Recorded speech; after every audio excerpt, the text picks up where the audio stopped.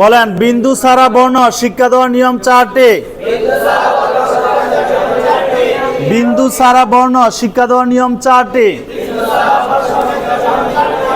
1 number, মাত্রার মস্ক কমপক্ষে 20 বার। 2 number, বর্ণের মস্ক কমপক্ষে 100 বার। 3 নাম্বার, লেখাপড়া কমপক্ষে 1 ঘন্টা। 4 নাম্বার, HW খাতায় লিখে দেওয়া।